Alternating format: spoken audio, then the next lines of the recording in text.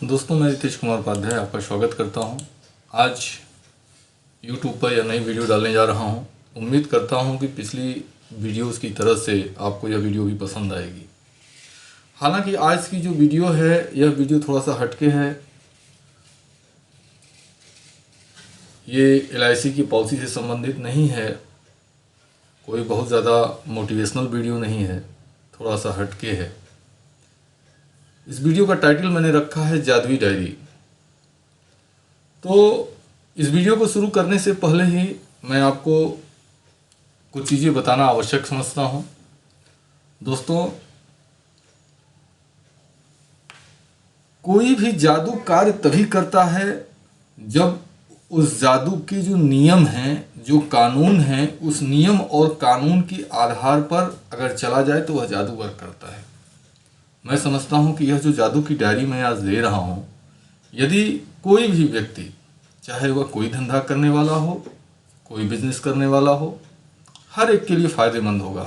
लेकिन यह जादू की डायरी तभी काम करेगी जब आप इसके नियम और इसके कानून का पूरी तरह से पालन करेंगे तब।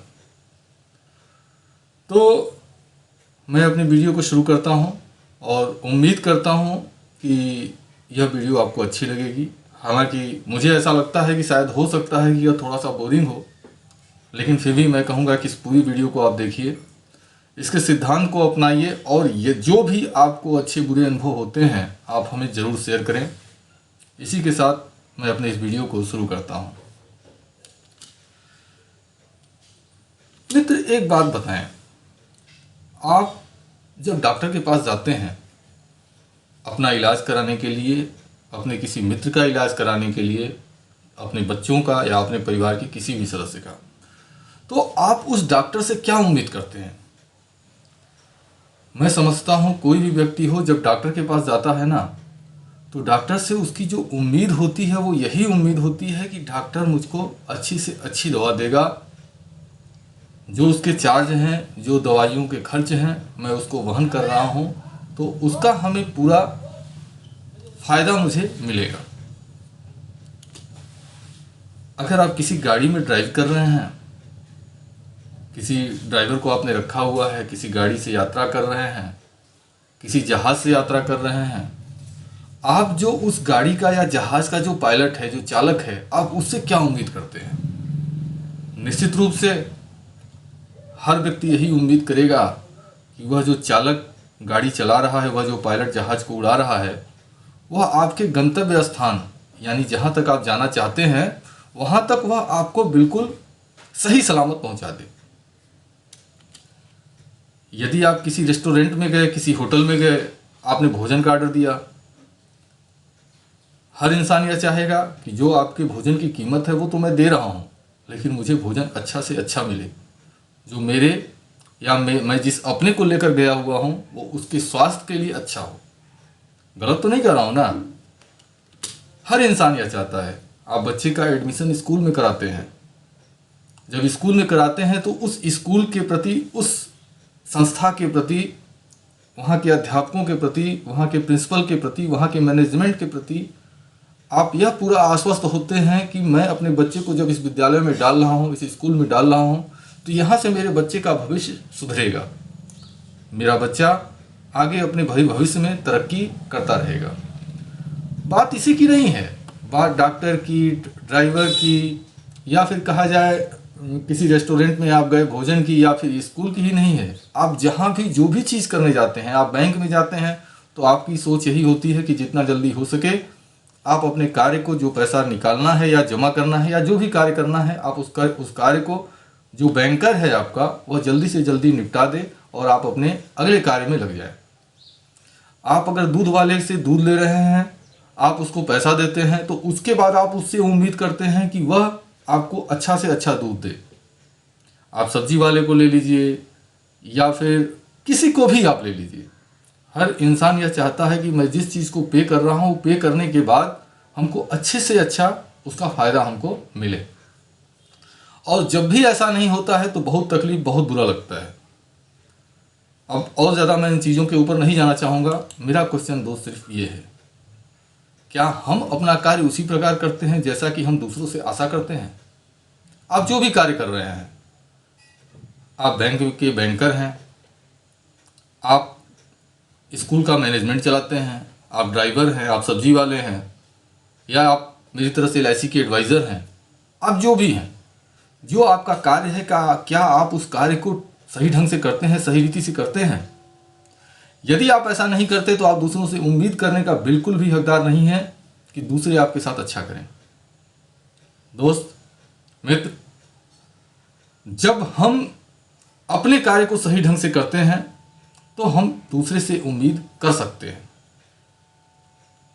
एक एडवाइज़र होने के नाते हमारे बहुत सारे मित्र जो LIC में अभिकर्ता के रूप में कार्य कर रहे हैं मुझे संपर्क करते हैं। कुछ लोग तो ऐसे हैं, थोड़ा तकलीफ़ होती है, वो बात करते हैं, अपने तथ्य को छुपाते हैं। मैं LIC का एडवाइज़र हूँ सर, आप मेरे को ये पॉलिसी बता दीजिए। दोस्त, मेरे को पॉलिसी बतानी है तभी तो मैंने आपको पोस्ट किया हुआ, लेकिन आप झूठ क्यों बोल रहे हैं? यह झूठ ही, जब आप झूठ से ही किसी चीज़ की शुरुआत करते हैं तो होता क्या है उस कंडीशन में कि अपने आप को ये लगता है कि यार ये बंदा जो है वो सही नहीं है। ओवरऑल इन चीज़ों पर मैं ज़्यादा आगे नहीं जाना चाहूँगा क्योंकि मेरा उद्देश्य कहीं और का है।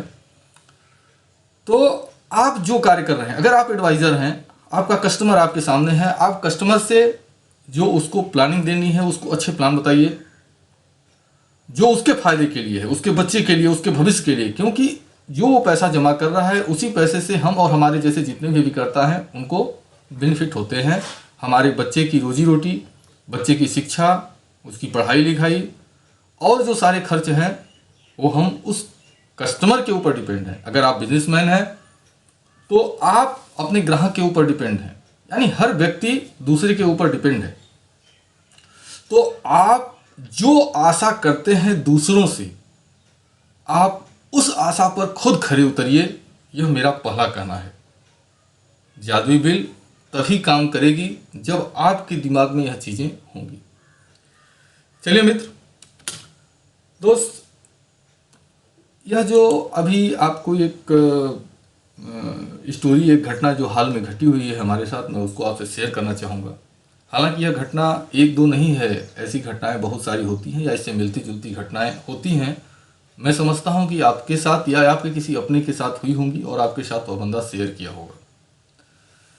मेरा एक करीबी दोस्त हैं, उन्होंने अभी कुछ समय पहले, मैं समझता हूं कि आज से दो तीन माह पहले की बात है, वो मुझसे मिले, कहे सर जी आप कहीं से लोन की व्यवस्था करा दीजिए। मैंने पूछा क्यों, लोन का क्या करना है भाई? चूंकि मैं यह जानता था कि उनके थोड़े खर्चे जो है ज़्यादा हैं। खर्चे का मतलब, अगर बाज़ार में दोस्तों के साथ गए तो 2 रुपए की अगर कोई चीज़ खर्च करनी है तो उसकी जगह 4 रुपए वह खर्च करते थे। और भी बहुत सारी व्यक्तिगत चीज़ें हैं, मैं उनको शेयर नहीं करना चाहता और करना उचित भी नहीं समझता हूँ। तो इसलिए मैंने पूछा कि भाई आप लोन लेकर करोगे क्या? उन्होंने कहा कि मेरे बहन की शादी तय हो गई है और मुझे अपने बहन की शादी करनी है। फिलहाल मेरे पास 1.5 से 2 लाख रुपए की व्यवस्था है और मैं समझता हूँ कि करीबन शादी कम से कम भी जाएगी तो 7 लाख रुपए में शादी जाएगी। तो मैंने कहा आपके पेरेंट्स होंगे, आप पेरेंट्स से आप सपोर्ट लीजिए।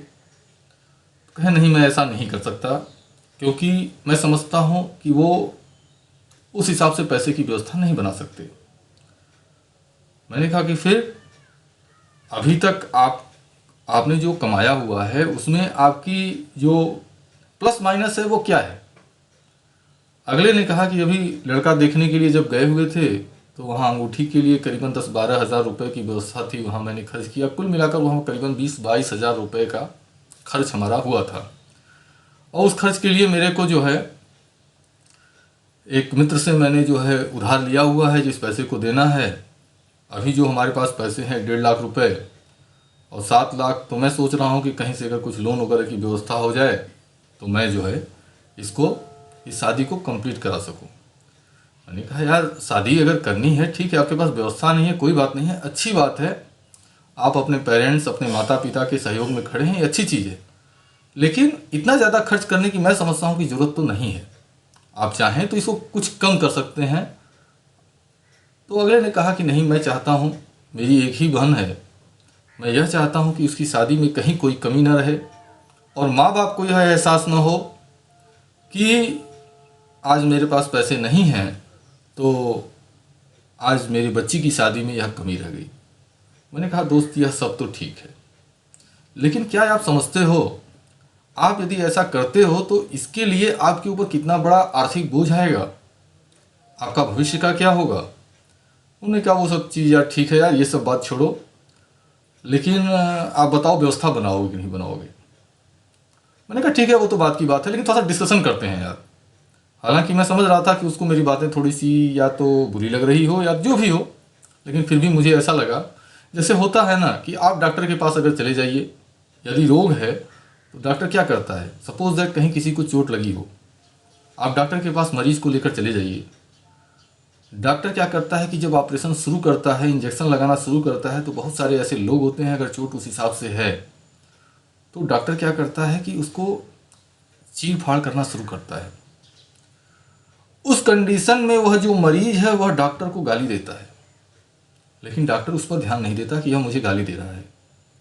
डॉक्टर को यह एहसास होता है कि यह गाली जो दे रहा है वह गाली इसलिए नहीं दे रहा है कि मैं इसको बुरा लग रहा हूँ, वह इसलिए दे रहा है क्योंकि वो जो दर्द है ना, वो जो तकलीफ है जिसका मैं इलाज कर रहा हूँ, इसके लिए उस दर्द के कारण वह मुझे गाली दे रहा है। लेकिन जब वही दर्द, वही तकलीफ जब उसकी ठीक हो जाती है, आराम हो जाता है, तो वह उसी डॉक्टर को कहता है कि sir thank you very much, आपने मेरे रोग को, मेरी तकलीफ को दूर कर दिया।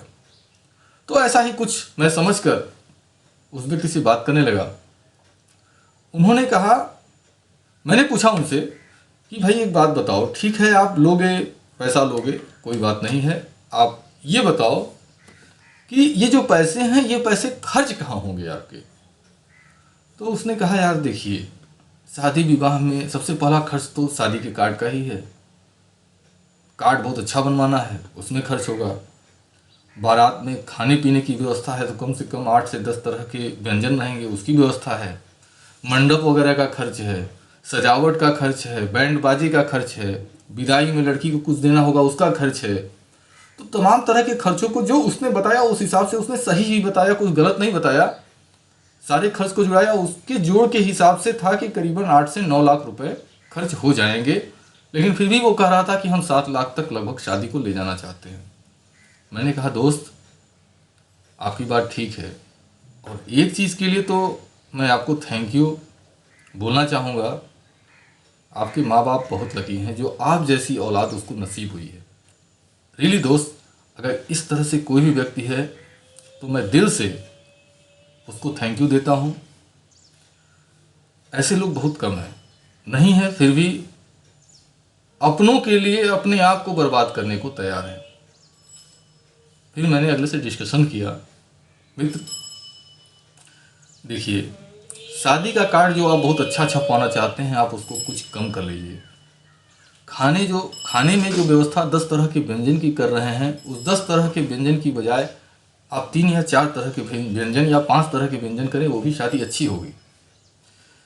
मंडप जो बहुत बढ़िया है, आप रात में जो कहीं किसी आप हॉल को बुक कर रहे हैं उसकी बजाय कहीं खुले मैदान में आप मंडप की व्यवस्था बनाइए, अच्छे मंडप की व्यवस्था बनाइए। लेकिन उससे क्या होंगे कि आपके खर्चे थोड़े कम हो जाएंगे। अगले का कहना यह था कि मेरे पड़ोस में अभी पड़ोसियों ने शादी की थी लड़की की, उसमें वो तो करीबन 10-12 लाख रुपए खर्च किए, मेरी बड़ी बेइज्जती हो जाएगी। मेरा कहना है दोस्त, आप पड़ोसियों को मत देखिए, आप खुद को देखिए। अगर आपके पास नहीं रहेगा तो कल को कोई देने के लिए नहीं आएगा। आप व्यवस्था करें, शादी करें, लेकिन उस हिसाब से करें कि जहां तक आपका बच सकता है वहां तक बचाएं। क्यों? क्योंकि आपके पास है नहीं, आप किसी से लेकर करने जा रहे हैं। मित्र, ओवरऑल हमारी बातें हुई, उसके बाद मैंने कुछ उनको रास्ते बताए। अब इस चीज़ को डीपली डिस्कशन नहीं करना चाहूँगा। देखिए होता क्या है, हम जब खर्च करते हैं तो खर्च करने के बाद हम उसको जोड़ते नहीं हैं कि हमारा खर्च क्या हो रहा है। बहुत सारे अनावश्यक खर्चे होते हैं जो कि आदमी करता चला जाता है। तो उन अनावश्यक खर्चों को अगर हम जोड़ कर रख लें अपने भविष्य के लिए, तो आने वाले बुरे समय में या आने वाली बड़ी ज़रूरतों में वह पैसे बहुत अच्छे काम कर सकते हैं। मैं अभी हाल में गया हुआ था अभी किसी दोस्त के यहाँ, तो उन्होंने जो है उनसे मैंने डिस्कशन की। थोड़ी सी मेरी आदत है कि जब किसी ऐसे व्यक्ति से मिलता हूँ जिसको पैसे की जानकारी है, तो थोड़ी सी मेरी एक आदत है, आप उसको अच्छा कर सकते हैं या बुरा कर सकते हैं। मैं डिस्कशन ज़रूर करता हूँ कि आप यह जो चीज़ें आपकी हैं आप इसको कैसे रखते हैं, और उसे कुछ ना कुछ मिलता ही है, जिसका फ़ायदा मैं अपने दोस्तों को, अपने मित्रों को देता हूँ, और शायद आज इस वीडियो के माध्यम से आप तक भी पहुँचा रहा हूँ। मैंने उनसे पूछा कि आपकी इतनी बड़ी फर्म है, आप इतने बड़े फैक्ट्री के मालिक हैं, आप इसकी व्यवस्था करते कैसे हैं? तो उन्होंने कहा, रितेश जी, हमारी फर्म है, तो हमारी फर्म जब हमने बनाई तो बहुत अच्छे खासे पैसे लगे। तो जब फर्म बनाए तो फर्म बनाने में हुआ क्या कि मशीनरी लगी, लोग लगे। लोग जो लगे वो दो तरह के लोग लगे। कुछ ऐसे स्टाफ हमारे पास होते हैं जो परमानेंट होते हैं, काम चले ना चले लेकिन हमको उनको खर्च देना ही देना होता है। लेकिन कुछ ऐसे लोग भी होते हैं जो क्या बोलते हैं, मतलब ठेकेदार की तरह तहत काम करते हैं। तो जैसे फैक्ट्री है तो उसका बीमा करवाना है, तो इस तरह से सारे के सारे खर्च होते हैं। तो हमने कहा उनसे कि यार ठीक है, सारे खर्च हैं, लेकिन अब एक बात मैंने मजाक में बोली कि कमाई तो बड़ी अच्छी खासी होती होगी। कहा कि हाँ यार, मालिक की कृपा है, आप जैसे लोगों का आशीर्वाद है, ईश्वर की कृपा से ठीक ही ठाक चल रहा है। जब डिस्कशन किया तो अब उनके डिस्कशन को मैं आगे न बढ़ा के जो वो बताए हैं जो हमारे आपके फ़ायदे के लिए है, मैं उसकी बात मैं करता हूँ। उन्होंने कहा कि जब कोई फर्म कमाती है, जैसे क्या है कि जब हम काम करते हैं, आप यदि बिजनेसमैन हैं, आपने सामान बेचा जिसको आपने खरीद कर ले आया 100 रुपये का, 100 रुपये का खरीदा, तो आप यात्रा पर मान लीजिए कि यात्रा जो आपने ट्रांसपोर्टिंग की, उस ट्रांसपोर्टिंग के ऊपर, उस एक माल के ऊपर सपोज दैट 2 रुपये आपका पड़ गया, यानी वह माल जो पड़ा वो 102 रुपये का पड़ा। अब 102 रुपये के माल को अगर आपने 110 रुपये में सेल कर दिया, तो आप जोड़ते हैं कि हमारा जो लाभांश है वो हो गया 8 रुपये। लेकिन फर्म इस पर काम नहीं करती है। जिस हिसाब से मेरे मित्र ने मेरे को बताया, मैं उससे सहमत भी हूँ। आइए उस डिस्कशन को करते हैं, उस चीज़ को हम समझने की कोशिश करते हैं। इन्होंने कहा कि जब कंपनी में पैसे लगते हैं तो जो भी प्रोडक्शन हुआ, उस प्रोडक्शन को जब मार्केट में हम सेल कर देते हैं, तो सेल करने के बाद हमारा रॉ मटेरियल, हमारे अन्य खर्चे जो होते हैं, उसको निकाल देने के बाद जो बचता है, आप कहेंगे वह कंपनी की कमाई है। बट नहीं, कंपनी ऐसा नहीं करती, कोई भी फर्म ऐसा नहीं मानती है। कंपनी क्या करती है? सबसे पहला चीज़ कंपनी करती यह है कि सबसे पहले जो पैसा बचा, सपोज दैट कंपनी ने मान लीजिए 100 रुपये कंपनी के पास आया बेनिफिट का, तो कंपनी ने उसमें से सबसे पहला क्या है कि आज अगर कंपनी के अंदर, उस फैक्ट्री के अंदर कोई मशीनरी लगी हुई है, तो यह पता है उसे कि 5 साल, 10 साल, 15 साल के बाद यह मशीन खराब हो सकती है। तो यदि यह मशीन खराब हुई, तो मशीन खराब होने के बाद इस मशीन को बनवाना पड़ सकता है। तो उसके लिए कंपनी हर महीने कुछ ना कुछ फंड निकाल कर अलग करती है। इसके बाद इस पैसे में से हो सकता है कि मशीनरी तो खराब हो गई तो दो परिवेश हैं। एक तो हो सकता है कि मशीन को बनवाना पड़े, दूसरा हो सकता है कि नई मशीन लेनी पड़े, तो फिर हम तो परेशान हो जाएंगे। तो एक नई मशीनरी के लिए एक फंड उस कमाई में से निकाला जाता है। इसके बाद भाई आज कल की डेट में हमारे पास प्रोग्राम बनता है कि फैक्ट्री के अंदर हमको विस्तार करना है, जो हमारा प्लांट है, जो हमारी फर्म है, हमको उसको कुछ बढ़ाना है, तो उसमें भी पैसे चाहिए। उसके लिए, उस विस्तार के लिए भी कुछ ना कुछ हमारे पास पैसे चाहिए, तो उस फंड के लिए भी कुछ ना कुछ पैसे निकाल कर कंपनी अलग करती है। इसके बाद हो सकता है कि हमारी कंपनी में आने वाले समय में हड़ताल हो जाए, तो उस समय क्या होगा कि हमारी प्रोडक्शन नहीं होगी, हमारी सेल नहीं होगी। तो जब सेल नहीं होगी तो इनकम नहीं आएगी, तो उस इनकम के लिए हमको अब क्या है, कुछ हमारे स्टाफ ऐसे होंगे, कुछ हमारे जो लोग होंगे, उनको हमको बैठा कर भी पैसे देने पड़ेंगे। तो उस कंडीशन के लिए भी हम कुछ न कुछ पैसे निकाल कर एक अलग फंड में रख देते हैं। इसके बाद अगला चीज़ आता है कि कुछ अन्य ज़रूरतें हो सकती हैं, जैसे में कंपनी है तो कंपनी का बीमा। अगर बीमा नहीं कराएंगे, कल को कंपनी में अगर कोई हादसा हो गया, कोई स्टाफ या कोई हमारा कर्मचारी अगर डेथ कर जाता है तो हम उसको पेमेंट कहाँ से देंगे। ऐसे बहुत सारी कुछ अन्य ज़रूरतें हैं, तो उसके लिए भी कुछ न कुछ एक फंड हम बना कर रखे हैं जिसमें पैसे डालते हैं। अब यह 100 रुपये में से सपोज दैट कि मैंने 40 रुपया 45 रुपया निकाल कर अलग कर दिया, अब जो पैसा बचा यह कंपनी का बेनिफिट माना जाता है। तो आई थिंक मैं उनकी बात से संतुष्ट भी रहा कि बात सही है। हमको आने वाले समय के लिए आज से ही सेविंग करना जरूरी है। वो समय कुछ भी हो सकता है, लेकिन मैं समझता हूं कि सेविंग करने से पहले शेविंग करने से पहले हमारे लिए ज़रूरी है कि हम सबसे पहले हमें यह तो पता हो कि हम खर्च क्या कर रहे हैं। अच्छा सच बताइए, आप मित्र, आप LIC के एजेंट हो, किसी बैंक कंपनी में जुड़े हो, चाहे कोई बिजनेसमैन हो, आप कोई भी हो मित्र, क्या आपको ये पता है आपकी आय क्या हो रही है, आप कितना खर्च कर रहे हैं महीने का? नहीं पता है। यदि नहीं पता है तो यह वीडियो और यह जो अभी की जो मैं लाइनें दे रहा हूं, यह चीज़ें आपके लिए काफ़ी फायदेमंद होगी। आप इसको निश्चित रूप से, थोड़ा सा हो सकता है कि यह बोरिंग हो, लेकिन फिर भी आप इसको करके देखें, और इसका फायदा यदि आपको न मिले तो फिर आप बोलिएगा। करना कुछ नहीं है इसमें। देखिए यहाँ पर यह शो होगा कि आप पूरा महीना कितना कमाते हैं, आप पूरा महीना कितना खर्च करते हैं, और आपका कितना पैसा बच रहा है। सिर्फ इतना ही होगा, इससे और कुछ ज़्यादा नहीं होगा। लेकिन इसका सबसे बड़ा फायदा यह होगा कि आपको यह पता रहेगा कि हमारा पैसा किस मद में कितना जा रहा है, कितना पैसा मेरा जायज़ खर्च हो रहा है, कितना पैसा मैं नाजायज़ खर्च कर रहा हूं। आप खुद को आईना दिखा सकते हैं कि आप खुद के लिए क्या कर रहे हैं। देखिए बैंक क्या करती है कि हर साल जब अप्रैल शुरू होता है ना, तो अप्रैल से बैंक का कार्य शुरू माना जाता है। बैंक हर 3 महीने पर, जिसको बोलते हैं कि क्वार्टरली क्लोजिंग जो होती है, हर 3 महीने पर अपनी समीक्षा करती है। हमारा आय कितना हुआ, हमारा खर्च कितना जा रहा है, हमारे पास कितने बेनिफिट हो रहे हैं, बैंक इसको देखती है, निगरानी करती है अपना। ठीक इसी तरह से यदि हम अपने आप को देखें तो हम भी एक अच्छा डिसीजन आने वाले भविष्य के लिए हम ले सकते हैं। इसमें ज़्यादा कुछ नहीं करना है। देखिए यह बना बनाया है, और यदि आप कहेंगे तो मैं इसके लिंक आपको दे दूंगा।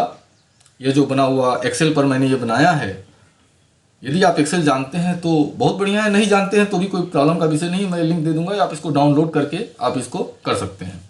यदि आप एक्सेल वगैरह नहीं जानते या इस चीज़ को यूज़ करना नहीं जानते, आप कहीं किसी कैफ़े में बैठकर आप इस वीडियो को हमारी देख रहे हैं, तो भी आप इसकी चीज़ों को देखकर आप किसी पन्ने पर आप नोट कर लीजिए। आप किसी पन्ने पर इस चीज़ को आप बनाकर आप इसे यूज कर सकते हैं। आइए समझाते हैं है क्या ये। देखिए सपोज दैट बहुत सारे लोग ऐसे हैं जो हस्बैंड एंड वाइफ दोनों लोग कार्य करते हैं। तो अब यहाँ क्या है कि मैंने डाली हुई है पति की आय, पत्नी की आय, अन्य आय और उपहार की जो आय नगद रूप में हो रही है वो। अब थोड़ा सा इसके विषय में मैं बताना चाहूँगा। सपोज दैट हस्बैंड महोदय काम करते हैं तो उनकी कमाई हो सकती है कि डेली हो, जैसे बिजनेसमैन लोग हैं डेली काम करते हैं, डेली उनके पास पैसे आते हैं। बहुत सारे ऐसे लोग हैं जिनके पास पैसे जो है साप्ताहिक आते हैं। इसी तरह से बहुत सारे लोग ऐसे भी हैं जिनके पैसे मंथली आते हैं। तो जो भी है जैसे भी है, यहाँ पर क्या है, इस कॉलम में 1 से लेकर 31 नंबर पड़े हुए हैं। 1 तारीख से 31 तारीख तक के नंबर पड़े हैं। तो यह जो कॉलम है, इस कॉलम में आपको डालना है कि जैसे 1 तारीख को सपोज दैट हमने पाया 500 रुपया। अगर वाइफ काम करती हैं तो इसमें डालना है हमारी जो वाइफ है वो कितना कमाई। तो ये मान लीजिए सपोज दैट अगर वो डेली काम करती हैं तो 100 रुपये डाल दिया, 100 रुपये सपोज दैट उनको मिल गया। अन्य आय हो सकता है जैसे बहुत सारे लोग ऐसे भी हैं कि दो तरह का काम कर रहे हैं। उनका सपोज दैट वो एक पर्सनल बिजनेस है, दूसरा कोई धंधा है, उस धंधे से भी कुछ पैसे आ रहे हैं। तो 1 तारीख को सपोज दैट उस धंधे से कितने पैसे आए, सपोज दैट आपने 300 रुपया पाया। अच्छा है क्या, होता यह है कि कहीं से कोई उपहार मिल गया। तो यदि कहीं से कोई उपहार मिला हुआ है नगद रूप में, कैश रूप में, आप उसको डाल दीजिए। सपोज दैट 50 रुपया मिल गया, एक उदाहरण की बात दे रहा हूँ सिर्फ समझाने के लिए। तो है क्या कि 1 तारीख को जो हमारी कमाई हो गई वो हो गई 950 रुपया। सपोज दैट 2 तारीख को हमारे पास पैसा नहीं आया, हमने नहीं पाया। 2 तारीख को पत्नी की आय हो गई, सपोज दैट 200 रुपये इन्होंने पाया और कोई आय नहीं हुई, तो हमने इसको डाल दिया। अब होगा क्या कि जैसे ही आप इसको भरेंगे, यहाँ देखिए, यहाँ टोटल आपका, इसको मैं बाद में बताऊंगा, फिलहाल इसकी बात कर रहा हूँ। आपको कुछ करना नहीं है, बस आपको यह डालना है, डाटा डालना है कि आपने कितना पाया है। तो आप जैसे ही ये डालेंगे, ये कॉलम आपको शो करने लगेगा कि आपकी अभी तक, मतलब पूरे महीने में जितने दिन गए। जैसे मान लीजिए अप्रैल की 2 तारीख है, ये माह अप्रैल है, 2 तारीख है, तो 2 तारीख तक आपने टोटल, हस्बैंड की जो आय है वो 500 हुई, वाइफ की जो आय है 300 रुपये हुई, अन्य आय जो है वो 300 रुपये हुई है, और कोई नगद आय जो है वो 50 रुपये हुई है। यानी जो कुल आय है वो हो गई 1150 रुपये। अब सपोज दैट यहाँ पर मकान का किराया, अब मकान, अगर आप किराए के मकान में रह रहे हैं तो दो चीज़ें हैं। एक चीज़ तो यह है कि आप यदि किराए के मकान में रह रहे हैं तो आप किराया देंगे, यदि आप रह रहे हैं अपने मकान में तो उसकी रिपेयरिंग कराएंगे। तो दोनों ही चीज़, मकान संबंधित जो खर्चे हैं वो आप इसमें डाल सकते हैं। सपोज दैट किसी ने कहा कि भाई मैं किराए के मकान में रह रहा हूँ, 1 तारीख को मेरे को 3000 रुपये किराया देना होता है, आप 3000 रुपये यहाँ डाल दीजिए। बिजली का बिल, सपोज दैट आपने 8 तारीख को डाल दिया, या जो भी तारीख है आप यहाँ पर बिजली का बिल डाल दीजिए। मान लीजिए, एक एग्जाम्पल समझाने के लिए मैं यहाँ दे रहा हूँ, सपोज दैट मैंने डाल दिया 1200 रुपये बिजली का बिल आया। बच्चों के शिक्षा संबंधित खर्चे, मान लीजिए 1 तारीख को मैंने फीस जमा कर दी, स्कूल की फीस जमा कर दी, सपोज दैट 1800 रुपये। दूध का खर्च, इसी तरह से मोबाइल का रिचार्ज अगर हमने मान लीजिए 1 तारीख को कराया है तो लिख देंगे, टेलीविज़न रिचार्ज कराए हैं तो वो लिख देंगे, राशन की दुकान से अगर मैंने कोई सामान लिया हुआ है तो उसको लिख देंगे, सब्जी हमने बाज़ार से लेने गया उसमें कुछ खर्च हुआ तो उसको डाल दिए, गाड़ी में होने वाला खर्च, जैसे गाड़ी में गए आप पेट्रोल डलवा लिए, आप उसको डाल दीजिए कितने का गाड़ी में खर्च हुआ। इसके बाद यात्रा, अगर आप कहीं यात्रा करने जा रहे हैं बाई बस, बाई ट्रेन या बाई एरोप्लेन, तो आप उसको डाल दीजिए कि भाई यात्रा में हमारा इतना खर्च हुआ आज की डेट में। दवा में होने वाला खर्च, ये आदमी देखिए, कोई भी व्यक्ति प्री प्लान नहीं रहता है। मेडिकल के खर्चे कभी भी किसी के सामने आ जाते हैं, आदमी परेशान होता है। तो आपको जब भी जितना भी खर्च हो रहा है आप इसको यहाँ डाल दीजिए। अगर सपोज दैट आपने पिछला कोई लोन लिया है, उसकी किस्त जमा कर रहे हैं किसी डेट को, तो आप यहाँ डाल दीजिए। रिपेयरिंग में हुआ खर्च, जैसे में आपने सपोज दैट टीवी ली हुई है, टेलीविज़न लिया है तो रिपेयर भी होगा। कोई सामान है, गाड़ी ही है आपकी, आपने मोटरसाइकिल या 4 व्हीलर कोई रखे हैं, तो आप अगर उसको रिपेयरिंग कराते हैं तो उसमें खर्च होता है, आप उसको यहाँ नोट कीजिए। त्योहारों में, जब भी त्यौहार आते हैं तो आदमी के खर्च बढ़ जाते हैं, होली, दीपावली, दशहरा, ईद, बकरीद, कुछ भी। तो यहाँ पर क्या है कि आप उसको डाल दीजिए कि भाई मेरे त्यौहार में मेरा पैसा इतना खर्च हो गया। उपहार में हुआ खर्च, अगर कोई व्यक्ति आपको उपहार दे रहा है तो ऐसा भी होता है कि आपको भी उपहार देना होता है। तो यदि आपने कुछ उपहार किसी को दिया है, किसी को गिफ्ट दिया हुआ है, तो आप उसको यहाँ डालिए। निमंत्रण पर हुआ खर्च, आपके यहाँ हो सकता है किसी की बर्थडे का निमंत्रण आ गया हो, किसी दोस्त ने शादी का निमंत्रण दे दिया हो, तो आपको वहाँ जाना होगा, तो जाएंगे तो वहाँ भी कुछ न कुछ खर्च आपका होगा, आप उसको डालिए यहाँ पर। सपोज दैट आप कोई पार्टी ऑर्गेनाइज करते हैं, घर में कोई फंक्शन रख देते हैं, तो उसमें खर्च होते हैं, आप उसको डालिए कि भाई इस डेट में मैंने पार्टी रखी थी, इतना पैसा हमारा खर्च हो गया यहाँ पर। इसके बाद कपड़े पर हुआ खर्च, आप कपड़ा लेने जाते हैं बच्चों के लिए, अपने लिए या किसी के लिए, तो आप डाल दीजिए कि भाई इतना पैसा हमारा कपड़े की मद में खर्च हुआ है। देखिए, यह भी पॉइंट बहुत बड़ा पॉइंट है, लोग इसको ध्यान नहीं देते। आप इसको ज़रूर डालिए। इसको क्या, हर पॉइंट को डालिए जो आपके आप पान, सिगरेट, शराब, जो भी आपकी चीज़ें हैं जिसमें खर्च हो रहा है, आप उसको डालिए कि इतना पैसा मैंने यहाँ खर्च किया है। मनोरंजन संबंधित अगर कोई खर्च है आप उसको यहाँ डाल दीजिए। अन्य खर्च, ऊपर जितने खर्चे हैं, अगर इसके अलावा भी अगर आप कोई खर्च कर रहे हैं तो आप उसको यहाँ डाल दीजिए। तो अब क्या होगा, देखिए यहाँ शो कर रहा है क्या कि आपने टोटल 1 तारीख को कितनी कमाई की। यहाँ क्या शो कर रहा है कि 2 तारीख को आपके पास कितनी कमाई, कितनी अर्निंग आई है। और ठीक इसके इधर यहाँ अगर देखिए तो ये आपकी टोटल आय का ब्यौरा देगा। पूरे महीने में, अप्रैल माह में पूरा कितना पैसा आपने कमाया है वो यहाँ पर शो करेगा। और ये व्यय का ब्यौरा शो करेगा कि आपने कितना खर्च किया है, वो इस खाने में आपका शो होगा।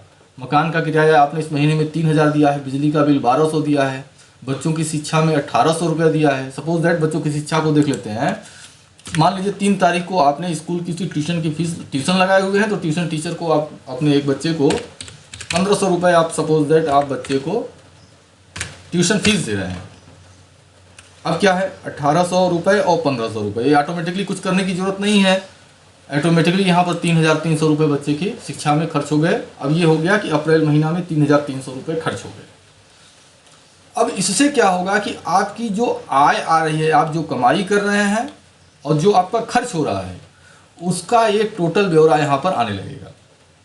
यहाँ पर क्या है, देखिए यहाँ अगर रेड है तो इसका मतलब ये शो कर रहा है कि आप माइनस में हैं। आपके पास जितना आया नहीं उससे ज़्यादा आपने महीने में खर्च किया है।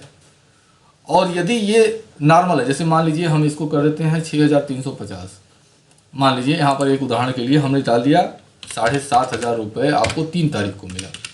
तो अब क्या हो गया, आपने 8650 रुपया आपकी कमाई हुई, आपने 7500 रुपये खर्च कर दिया, यानी आपके पास 1150 रुपये बैलेंस बचा हुआ है, जिसका उपयोग आप बचत के लिए, अगले महीने के खर्च के लिए कर सकते हैं। तो अच्छा हाँ, एक चीज़ और है, यह जो आप देख रहे हैं ना, ये चूंकि हिंदी में बनाया हुआ है और इसमें फॉन्ट यूज की गई है कुर्तीदेव 25। तो यदि आपके इस यह जो चीज़ें हैं अगर आपको ये नज़र न आए, डाउनलोड करने के बाद जो एक्सेल साइड है, एक्सेल का जो ये हमारा अगर लिंक मांगते हैं, मैं इसको देता हूँ, ये अगर दिखाई ना दे तो आपको कुर्तीदेव 25 आपको डाउनलोड करना पड़ेगा, उसको अपने सिस्टम में इंस्टॉल करना पड़ेगा, तभी यह फॉन्ट्स आपको दिखाई देंगे। और ये मैं समझता हूँ कि गूगल पर सर्च करके आप इस फॉन्ट को आप डाउनलोड कर सकते हैं और वहाँ से आप इसको यूज़ कर सकते हैं। एक चीज़ और है, जैसे आप यहाँ से आप राइट साइड होते जाएंगे तो ये क्या होगा कि ये हाइड हो जाएगा, इधर तो समझ में नहीं आएगा। तो उसके लिए आप एक चीज़ कर सकते हैं, यहाँ पर क्लिक करके ये ऐसे क्लिक कर दीजिए इतना दूर तक, जितने एरिया को आप चाहते हैं आप क्लिक कीजिए और यहाँ व्यू पर जाइए, फ्रिज पैन्स पर क्लिक करके इसको फ्रिज पैन्स कर दीजिए। अब क्या होगा कि जब आप इधर बढ़ेंगे तो ये डेट बढ़ेगा, इधर की चीज़ें सेम है, ये डेट बढ़ेगा। जैसे मान लीजिए 9 तारीख को आपको डालना है तो किस मद में कितना डालना है आप ऊपर चलते जाइए, ये सब आप फीड कर सकते हैं। तो इससे क्या होगा कि आपको समस्या नहीं होगी, दिक्कत नहीं होगी चीज़ों को समझने में। अब 15 तारीख को आपको देखना है, हस्बैंड की आय में डालना है तो आप डाल सकते हैं आराम से, यहाँ पर वाइफ की आय में डालना है तो डाल सकते हैं। वैसे क्या होगा कि वो पूरा का पूरा पेज जब इधर खिसक जाएगा तो आपको फिर प्रॉब्लम होने लगेगी, तो ऐसे आप इसको फ्रीज कर सकते हैं। दोस्तों यह जादुई बिल निश्चित रूप से कार्य करेगा। मैं जानता हूं कि यह बोरिंग जरूर है लेकिन बहुत ही उपयोगी है। अगर उपयोगी न होता तो आप यह खुद समझ लें, बैंक या कोई फर्म अपना बजट नहीं बनाते। यह जो जादुई बिल है जिसका मैंने नाम आपको जादुई बिल दिया हुआ है, वास्तव में यह आपका अपना बजट होगा और यह बजट आपको यह रास्ता दिखाई देगा, यह आपको दिखाएगा कि आप किस जगह पर हैं और आप भविष्य में जो जो करना चाह रहे हैं उसमें आप कहां तक सफल हो पाएंगे। उम्मीद करता हूं दोस्तों यह वीडियो आपको अच्छी लगी होगी और निश्चित रूप से मैं आपके कमेंट चाहूँगा, आप अपने अनुभव कमेंट बॉक्स में ज़रूर दें। और यदि हमारी इस YouTube के वीडियो को आपने सब्सक्राइब अभी तक नहीं किया है तो मैं आशा करता हूं कि आप इसको सब्सक्राइब ज़रूर करें। इस तरह की यूज़फुल वीडियो आपको मिलती रहेगी। अब खैर यूज़फुल है या नहीं है इसका फ़ैसला तो आप ही कर सकते हैं।